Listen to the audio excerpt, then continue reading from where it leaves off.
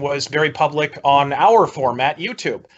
Prominent philosophy YouTuber Stefan Molyneux had a tumor on his neck. Oh, yes, philosophy YouTuber, the very serious thinker Stefan Molyneux. Please continue. That's so very relevant to this discussion. You're the one that mentioned it. Philosophy YouTuber Stefan Molyneux had a tumor on his neck. Oh, yes, philosophy YouTuber, the very serious thinker Stefan Molyneux. Please continue. Deny that that's the more vehement strain in the party today. I think that's definitely changed with Trump, who's, holding a rainbow flag on stage. I think there's certainly been a paradigm shift there. But also picking Mike Pence as his VP. I'm sorry, what? But also picking Mike Pence as his VP, whose claim to fame before he was picked to be VP was that he signed an anti-gay bill in Indiana, which made it so that businesses are legally allowed to discriminate against gay people. Yeah, as a conciliatory gesture to the neocon wing, and we can go on and on with that. But you understand what I mean. Like Trump himself holding rainbow flags on stage, having publicly expressed support for George Michael's wedding the same year that Hillary Clinton came out and said marriage is between one man and one woman. That was 2005, I believe. He's clearly not the same, cut from the same cloth as the Mike Pences and the Paul Ryans. Well, I agree with that, but I don't think he has much of an ideology to begin with. I think he's totally unmoored and totally vapid, but that's a separate conversation. My point is the majority of elected Republicans are not Rand Paul. They're not liberal on social issues. They're decidedly the opposite. That's beginning to change already. You just saw Jeff Flake resign. Okay, but it's right now. I'm talking right now. But in any political group, you're going to wind up. I mean, I severely doubt you would like to be closely identified with the John Podestas and Hillary Clintons. There's different wings of each party. I'm loudly and aggressively on the record saying, number one, they are the dominant strain in the Democratic Party, which is why I'm trying to fucking purge it with Justice Democrats. That's point number one. But point number two is, why are you tap dancing around it? Just admit it. The majority of the Republican Party are socially conservative, backwards Neanderthals. I wasn't tap dancing around it. I'm more than happy to admit that the neocons took over the party, and that obviously triggered a massive shift in the party. However, by the same token, I just said, unlike the Democrats, there's actually a shift in the opposite direction. Okay, but then we get into what is rhetoric versus what is reality. I would submit to you that Rand Paul is the only person who's actually left or libertarian on social issues. Equals more crime. Someone's going to have to explain to me why gun ownership is currently no. More gun deaths. More guns equals more gun deaths, not more crime. More gun deaths. Yeah, and there's where you get into gun death statistics invariably include suicides, which is a very important metric. Well, no, but I just told 62% of all gun deaths, 62% of all gun deaths are suicide. He's misstating what I said. That's why I'm correcting him. Well, you're gonna have to wait until he's done to correct him. So let him misstate it. Yep. No, go right ahead and okay. And okay. So this will be quick. So I'm just gonna reset the counter here.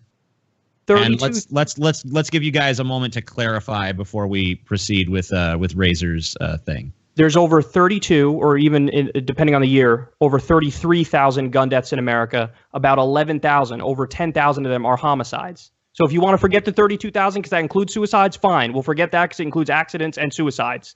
But 10,000 or 11,000 homicides, and that's compared to like 3 in Japan. Yeah, and all right. So hold on. Now I'm going to go ahead and give Razorfist his say. Please, if there's any, I'll shut up. If there's any misconceptions or whatever, you're gonna have plenty of time to freeform discuss it at the end of his spiel. Yeah. So on chemo treatments he should have been taking in Canada for the last year. Socialized medicine quite nearly killed the dude. Okay. So ready? That's one example. You ready for my example? There's somebody named Bob, somebody named Steve, somebody named Jeff, somebody named Chris, somebody named Barbara, somebody named Susan. And this is a Harvard study I'm quoting from.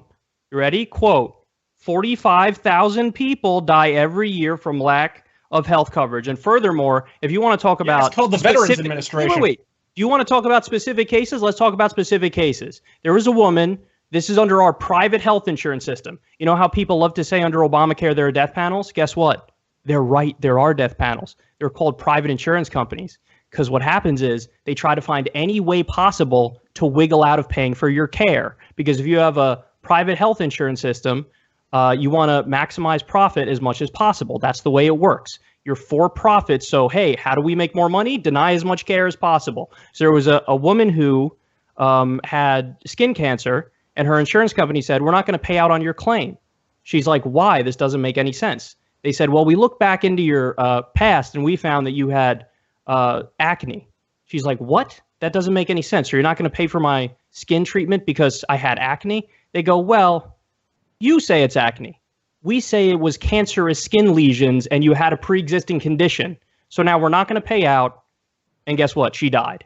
So you want to sit here and shoot anecdotes all day? We could shoot anecdotes all day. But honestly, I don't give a fuck about anecdotes because anecdotes are anecdotes for a reason. They ignore the macro picture. And the macro picture is from the Harvard study, not Kyle speaking here, the Harvard study, quote, 45,000 people die every year from lack of health coverage in the U.S. That does not exist in Canada or Norway or Sweden, no matter how many shitty little stories you come up with to try to pretend like single-payer systems are monstrous when they're actually objectively... No, I don't have to pretend they are because we already have... We in the United States, we don't have to... Hold on, we're going to be able to revisit this subject.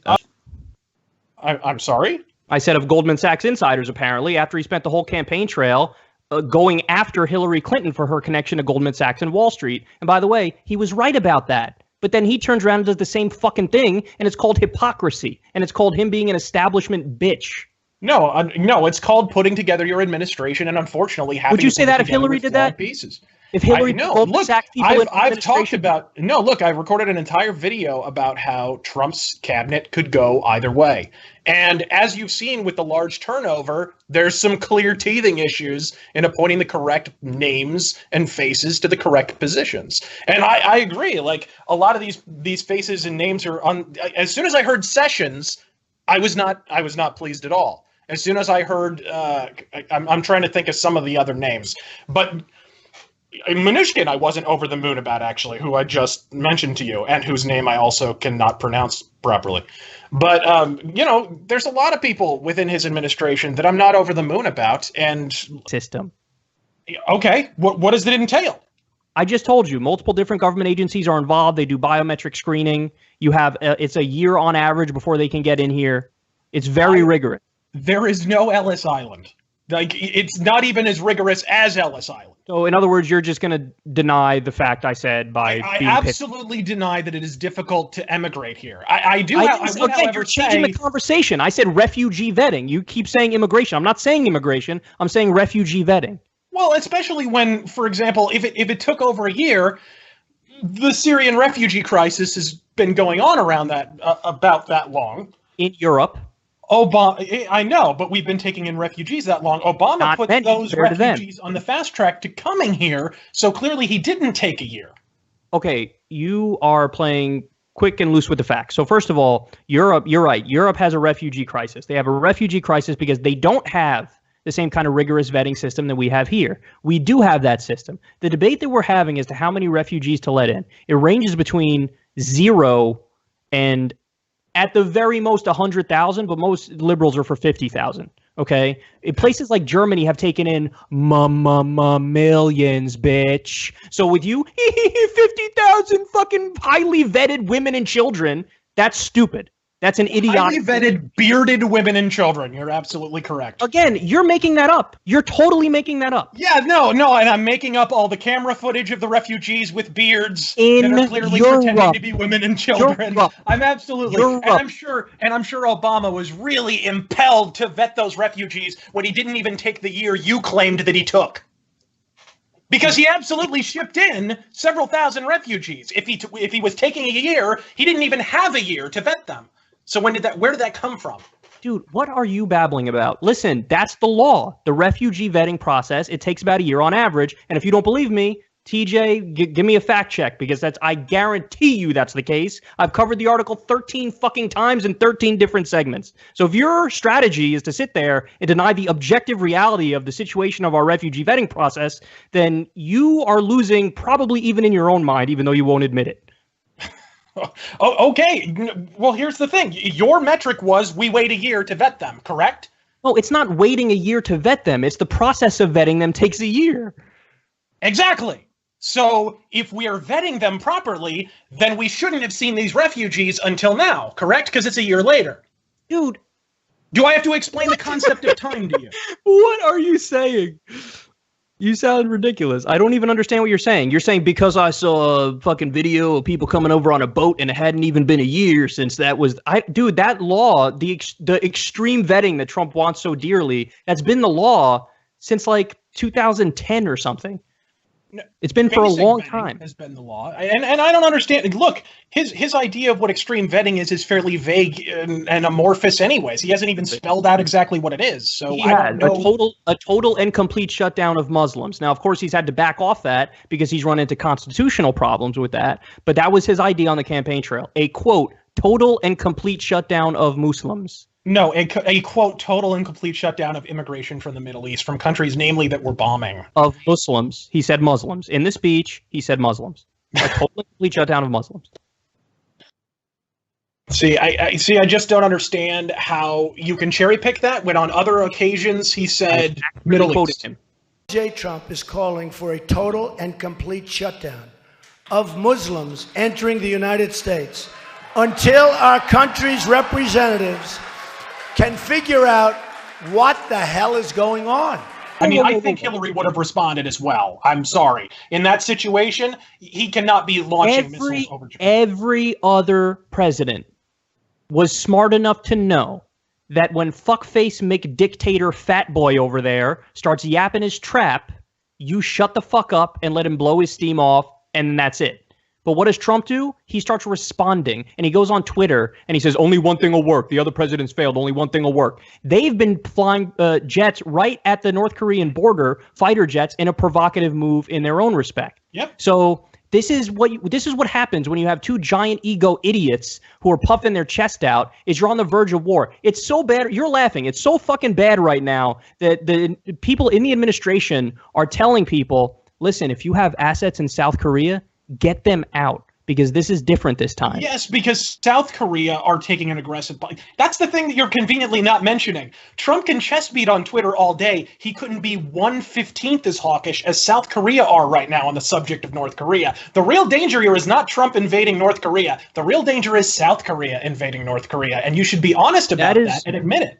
Oh, I should be honest about that. By the way, Trump is such a thunder dunce that he backed North Korea off of Guam. Did you give him any credit for that one? No, I didn't give him credit for that because he created the crisis in the fucking first place. Oh, really? The same with JFK. The same with JFK. JFK causes the fucking Cuban Missile Crisis and then takes credit when we don't get into a nuclear war. Like, no fuckface. No, you know what? I'm not going to give you credit for creating the problem in the first place. Fair enough comparison, but I would argue, like, what would you say was the aggressive move that impelled North Korea to move on Guam? From Trump, I mean, because it appears that what had been happening is that South Korea was ramping up its rhetoric, not Trump prior to that. Donald Trump, from day one when he got elected, has been hawkish on North Korea. All he's done is hawkish rhetoric. All he's done is pack his administration full of neocon hawks. He hardly ever talked about North Korea on the campaign trail. I literally can't remember. Right, that's right. He may have. He probably did. Which is exactly the point. The point is, and TJ would mention this because he noticed it too, that Trump was a lot more non-interventionist when he was campaigning and he was trying to be populist because he knew it would fucking work to get him elected. And then now that he's elected, he's the establishment's bitch boy, and he's increased in Syria, he's increased in Afghanistan, he's increased in Iraq, he's increased drone strikes 432%, he's tanking the Iran deal, he's giving Saudi Arabia $110 billion worth of weapons when they're a fucking jihadist state, and now we're on the brink of war with North Korea. So the answer to the question is yes, he's worse than Hillary, because Hillary, though she would have been bad, and I have no doubt that she would also be packing her administration full of Wall Street bitches. But I do think that on some of these key issues, and also the Paris Climate Agreement, she wouldn't have pulled out of that. Support independent progressive media by leaving a subscription down below. Leave a like and share the video. Help us out on Patreon, or you can donate in other ways.